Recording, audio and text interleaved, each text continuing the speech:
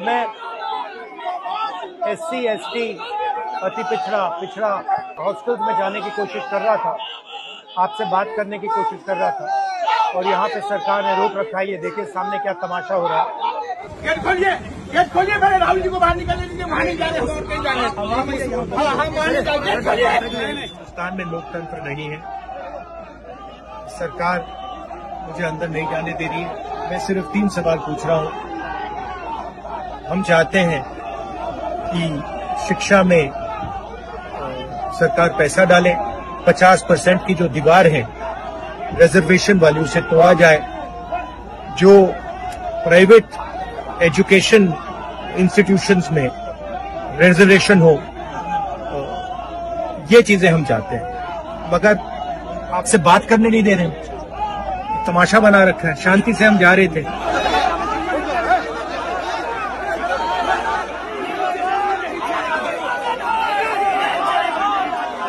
चाहते हैं कि मैं आपसे ना मिलूं, आपकी जो मांगे हैं वो ना उठाऊं, मगर रोका नहीं जा सकता।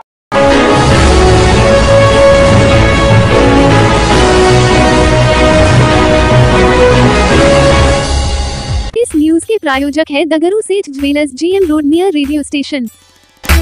दरभंगा दौरे पर कांग्रेस के वरिष्ठ नेता राहुल गांधी पहुंचे। जिला प्रशासन के रुख के बावजूद छात्रों से की मुलाकात। जिला प्रशासन के द्वारा अनुमति न मिलने के बावजूद कांग्रेस के वरिष्ठ नेता राहुल गांधी गुरुवार को दरभंगा पहुंचे और छात्रों से संवाद किया। जानकारी के मुताबिक राहुल गांधी दिल्ली से फ्लाइट लेकर दरभंगा एयरपोर्ट पहुंचे, जहां उनका जोरदार स्वागत हुआ। जिला प्रशासन की तमाम कोशिशों के बावजूद राहुल गांधी मदारपुर स्थित अम्बेडकर छात्रावास पहुंचे, जहां पहले से ही कार्यक्रम निर्धारित था। प्रशासन की ओर से कार्यक्रम की अनुमति रद्द कर दी गई थी, लेकिन राहुल गांधी ने स्पष्ट कहा कि जब उनके कार्यकर्ता और छात्र सुबह से उनका इंतजार कर रहे हैं तो उनका उनसे मिलना जरूरी है। तो वहीं कांग्रेस के वरिष्ठ नेता राहुल गांधी ने छात्रों से मुलाकात की और अपना संबोधन व्यक्त किया, जहां उन्होंने कहा कि हमें मालूम है कि सरकार ने साजिश के तहत हमारे कार्यक्रम की अनुमति रद्द कराई है, लेकिन हम डरने वालों में से नहीं हैं। हम हर हाल में अपने छात्रों से मिलेंगे। करीब 20 से 30 मिनट तक छात्रों से बातचीत की, उनकी समस्याएं सुनी और समाधान के सुझाव भी दिए। हॉस्टल के छात्रों ने बताया कि अम्बेडकर छात्रावास की बदहाली का शिकार है, न बिल्डिंग की स्थिति सही है और न ही सुविधाएं उपलब्ध हैं। इसके अलावा छात्रों ने कई बातों का जिक्र किया।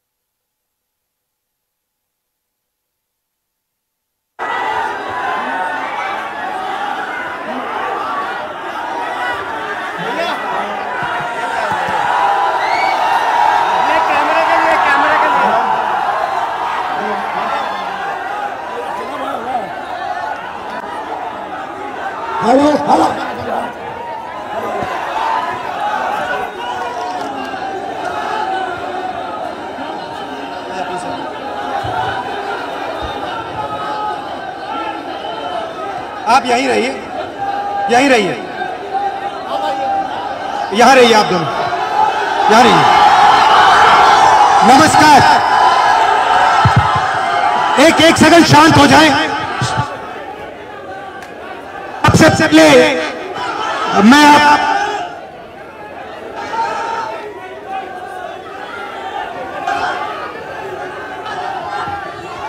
We need the mic.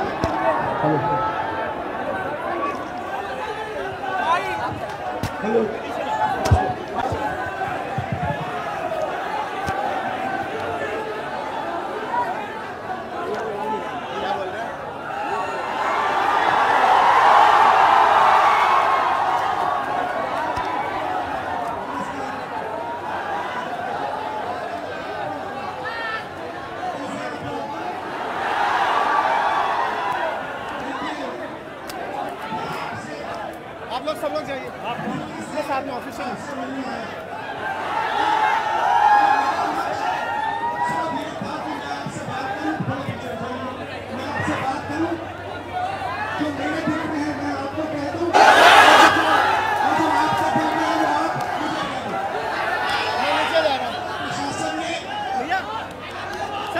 पूरी तरह रोकने की कोशिश की और मैं पीछे के रास्ते से आपके यहां आ गया। देखिए,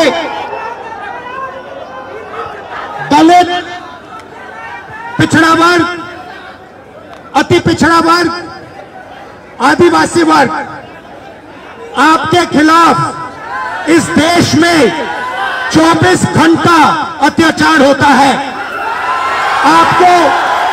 आपको दबाया जाता है, आपको शिक्षा के सिस्टम में रोका जाता है, आपके खिलाफ पेपर लीक किया जाता है और आपके करियर को रोकने के लिए, खत्म करने के लिए किया जाता है। हमने 3 मांगे की हैं। सबसे पहले जाति जनगणना, सही तरीके का जाति जनगणना जो हमने तेलंगाना में किया।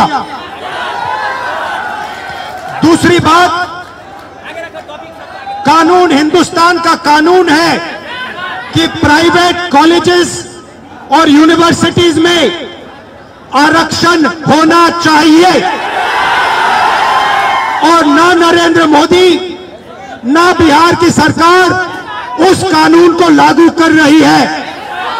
इसीलिए हम उन पर दबाव डालेंगे और जब तक, मैं बता रहा हूं, जैसे मैं यहां आया हूं ना, रोक नहीं पाए, वैसे ही नहीं रोक पाएंगे जब तक इन्होंने प्राइवेट इंस्टीट्यूशंस में रिजर्वेशन नहीं किया, तब तक हम आगे बढ़ते जाएंगे, लड़ते जाएंगे। क्योंकि आप 90% हो, आप अपनी स्ट्रेंथ समझो। आपको भटकाकर, डराकर, दबाकर, आपके ध्यान को इधर उधर करके आपको रोका जाता है। इस देश में आपके लिए कोई जगह नहीं है। 90% के लिए इस देश में कोई रास्ता नहीं है। आप ब्यूरोक्रेसी को देखो, सीनियर ब्यूरोक्रेसी में आपके कितने लोग, 0। आप कॉर्पोरेट इंडिया को देखो, कॉर्पोरेट इंडिया में आपके कितने लोग, 0। आप हाई कोर्ट देखो, आपके कितने लोग, 0। आप एजुकेशन सिस्टम के मालिकों को देखो, मेडिकल सिस्टम के मालिकों को देखो, आपके लोग कितने, 0। मगर मनरेगा की लिस्ट निकालो, आपके लोगों से भरी हुई है। मजदूरों की लिस्ट निकालो, आपके लोगों से भरी हुई है। सारे के सारे कॉन्ट्रैक्ट, सारा का सारा धन 5-10% के हाथ में जाता है और आपको उल्टी सीधी बात बताकर आपके ध्यान को इधर उधर कर दिया जाता है। आपको एक साथ खड़ा होना है और 3 मांगे हैं। पहली मांग जाति जनगणना, दूसरी मांग प्राइवेट इंस्टीट्यूशंस में, प्राइवेट स्कूल्स और कॉलेजेस में रिजर्वेशन, अति पिछड़ा का, ओबीसी का, दलित का, आदिवासी का। तीसरी बात, SC ST सब प्लान, जो आपका पैसा है, जो आपको नहीं दिया जाता है, आपको वो दिया जाना चाहिए। ये 3 चीजें कहने में आपसे आया था। और ये बात समझिए, आप एक बात समझिए, बिहार की पुलिस ने अभी मुझे रोकने की कोशिश की, रोक नहीं पाई। पता है क्यों नहीं रोक पाई? नहीं, इसलिए नहीं रोक पाई क्योंकि आपकी शक्ति मेरे पीछे है। आपकी शक्ति मेरे पीछे है, इसीलिए कोई दुनिया की कोई शक्ति उसको रोक नहीं सकती है। हमने नरेंद्र मोदी से कहा, पार्लियामेंट में कहा, तुम्हें जाति जनगणना करना पड़ेगा। हमने उससे कहा कि तुम्हें संविधान को यहां माथे पर लगाना पड़ेगा। नरेंद्र मोदी जी ने आपके दबाव से डरकर जाति जनगणना हिंदुस्तान में घोषित किया है। आपके दबाव से डरकर उन्होंने कॉन्स्टिट्यूशन अपने माथे पर लगाया है, मगर वो लोकतंत्र के खिलाफ है, संविधान के खिलाफ है, जाति जनगणना के खिलाफ है। और जो 90% हिंदुस्तान की गरीब आबादी है, अति पिछड़ा, दलित, आदिवासी, माइनॉरिटीज, ये इन सब के खिलाफ है। ये अदानी अंबानी की सरकार है, ये आपकी सरकार नहीं है। आपने इतने प्यार से मेरी बात सुनी, इसके लिए आप सबको दिल से बहुत बहुत धन्यवाद। मैं जानता हूं SC ST अति पिछड़ा हॉस्टल्स में यहां क्या होता है। मैं आपको गारंटी देता हूं, जैसे ही हिंदुस्तान में सरकार आएगी, जैसे ही बिहार में हमारी सरकार आएगी, हम ये सारा का सारा बदल देंगे और आपके लिए जो होना चाहिए वो करके दिखाएंगे। आप सबका बहुत बहुत धन्यवाद। नमस्कार, जय हिंद।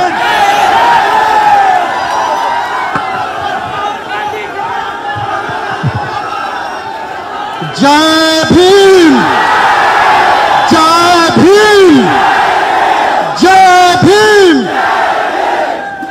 Thank you. जय भीम, और ताकत से जय भीम। नमो बुद्धाय। जय भीम, जय भीम।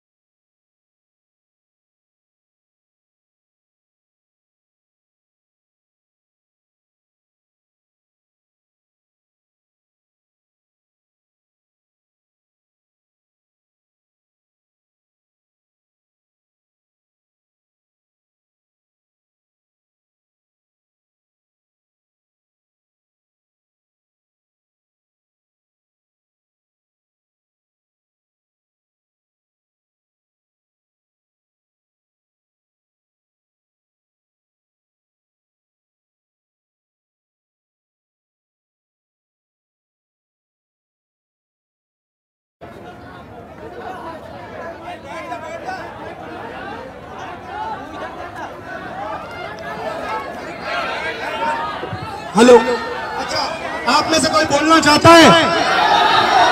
आ जाओ, आ जाओ।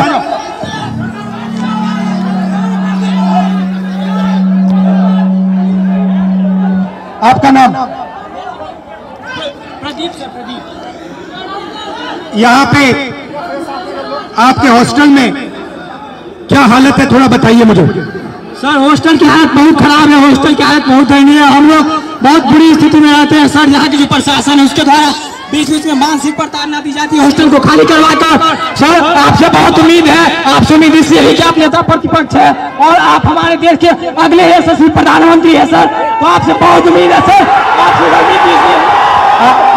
आपके साइड से, आप सबके साइड से लोकसभा में मैं कौन सा मुद्दा उठाऊं? सर, लोकसभा में सर जो दलित के साथ भेदभाव होता है और शिक्षा का सर जो बजट है दिन पर दिन घटता जा रहा है और कल्याण विभाग की जो सर बजट है वो घटती जा रही है। दलित की शिक्षा तो सर, दलित की शिक्षा योजना स्तर पे मिलती है लेकिन उसको जमीनी स्तर पे नहीं मिलती है सर। ये जो नई शिक्षा नीति है इसमें सर दलित विरोधी है, इसको डिजिटलाइज करने की बात की जा रही है, जबकि हमारे समाज में सर बहुत से लोग डिजिटल से बहुत दूर है, उनको डिजिटल का डी भी नहीं पता है। तो इसके लिए सर कुछ किया जाए और जमीनी स्तर पे किया जाए सर। आपसे उम्मीद है सर, आप कर सकते हैं सर। ये जो पूरा शिक्षा का सिस्टम और स्वास्थ्य का सिस्टम प्राइवेटाइज हो रहा है, इसके बारे में आप क्या सोचते हो? सर ये सर प्राइवेटाइज करने का सर ये सरकार की जो मंशा है सर, उसे SC ST OBC को दूर रखा जाए सिस्टम से। सर हम लोग शुरू से सिस्टम से दूर रहे, न हमारा मीडिया में कोई है, न हमारा उद्योगपति कोई है, न हमारा बड़ा बड़ा ब्यूरोक्रेट्स में कोई है। तो सर हम लोग को जो उसमें भागीदारी है वो देनी चाहिए सरकार को। मीडिया के बारे में बताइए थोड़ा। सर जो मीडिया गोदी मीडिया है, गोदी मीडिया सर हम लोग को दिखाती नहीं है, हमारा लोग मेन स्ट्रीम मीडिया में है नहीं, तो हम लोग चाहते हैं कि हम लोग का मीडिया प्रतिनिधित्व हो। और सर दरभंगा में जर्नलिज्म के लिए कॉलेज हो, जर्नलिज्म के लिए कॉलेज नहीं है, हम लोग जर्नलिज्म करना भी चाहते हैं तो वो प्लेटफॉर्म नहीं मिलती है। सर इसकी हायर एजुकेशन फीस इतनी होती है कि हमारे फीस पे नहीं कर पाते हैं, इसलिए हम लोग कोर्स नहीं कर पाते हैं। सर यूनिवर्सिटी में जो है कोर्स समय पर नहीं होता है, यूनिवर्सिटी में जो है सर बहुत फीस। आप क्या पढ़ते हो? सर मैं DLED कर रहा हूँ सर, सेकेंड ईयर में बाइट माधोपट्टी का होना से। कैसा चल रहा है? सर DLED तो ठीक चल रहा है, लेकिन सर आगामी TRE 4 है जिसमें 23-25 वालों को मौका मिले, इसके लिए भी हम लोग प्रोटेस्ट किए हैं, सर कर रहे हैं सर। और माता पिता क्या करते हैं, भाई बहन कितने हैं? सर मेरे माता पिता सर, मम्मी तो गृहिणी है, पापा एक मामूली ड्राइवर है सर। पापा जो है 300-400 दिहाड़ी पे काम करते हैं। सर हम लोग बहुत गरीब तबके के साथ हैं, अगर ये हॉस्टल नहीं होती तो हम लोग को एक ऐसा प्लेटफॉर्म नहीं मिलता, हम लोग नहीं पढ़ते, इसलिए ये हॉस्टल है। और सर एक और मांग आपसे हम लोग करना चाहेंगे कि सर ये हॉस्टल है, हम लोग यहाँ मैट्रिक इंटर ग्रेजुएशन कर लेते, क्या मैट्रिक इंटर ग्रेजुएशन के लिए हम लोग को नौकरी मिलेगी? नहीं मिलेगी। तो कंपटीशन के लिए एक छात्रावास होना चाहिए, PG छात्रावास दलितों के लिए होना चाहिए, जिससे कि हम लोग आगे की पढ़ाई कर सके और देश के विकास में अपना योगदान दे सके। सर भाई बहन और पापा मामा से मेरी नमस्ते कर देना। Thank you brother.